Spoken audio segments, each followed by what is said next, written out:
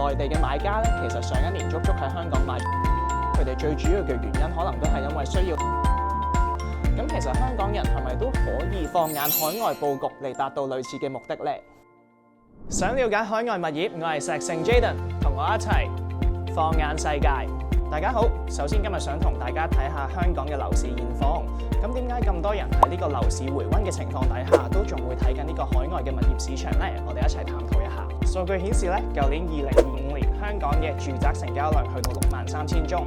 咁咧創咗4年嘅新高，比起2024年咧足足上升咗1萬宗咁多。因為喺2024年只有53,000宗嘅成交嘅啫。同時，2025年嘅平均樓價咧上升咗3.3%。其中有一點好值得大家留意嘅係咧，內地客人嘅成交咧去到14,000宗咁多。咁換句話說，差唔多有1/4嘅成交咧都係由內地客戶去完成嘅。雖然咧目前市場上咧仲有大量嘅一手同埋二手住宅供應，但係咧因為發展商而家都積極將之前嘅囤貨慢慢咁樣推出，加上政府都慢慢放慢緊呢個賣地嘅速度，所以我哋相信咧其實2026至到2027年嘅供應量咧都會陸續減少嘅。因為未來2年嘅住宅落成量將會陸續減低啦，同埋呢個減息，再加上經濟回溫呢啲因素影響，咁我哋預計咧，其實咧2026年呢一個嘅平均樓市都仲會有呢個5%左右嘅升幅嘅。咁當然啦，市場上邊都仲有唔同嘅風險嘅，咁包括咧本地嘅消費信心疲弱咯，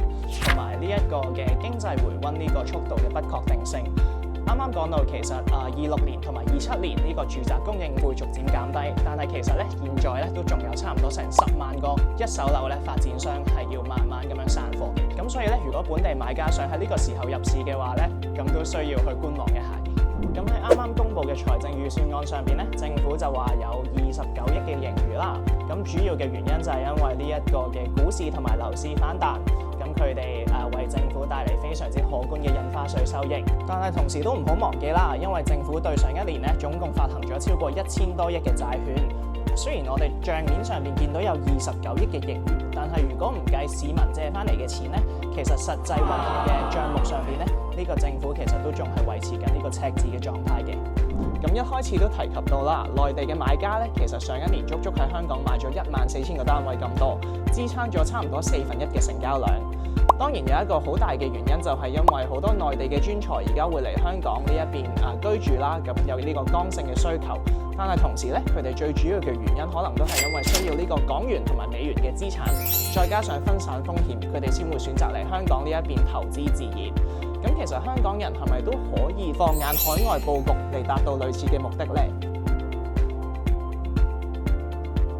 咁第一個咧，仍然都係香港人非常之熟悉嘅英國市場啦。咁英國有咩特別之處呢？其實就係佢可以帶俾你非常之好嘅現金流。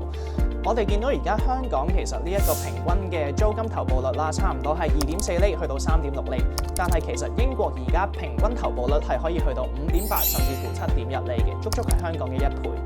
咁當然啦，都有好多人仲會覺得英國嗰邊嘅稅收非常之高啦，但係其實佢哋嗰邊嘅入息稅係20% 啦，但係香港呢一邊嘅入息稅都係15%，咁都係高咗大概5% 左右。但係我哋啱啱講到英國呢一邊嘅租金回報率咧，其實足足係香港嘅1倍咁多。所以咧，如果你話喺英國同埋香港比較的話，咁其實英國嘅租務回報咧，會係比起香港嘅投資回報會來得更加好嘅。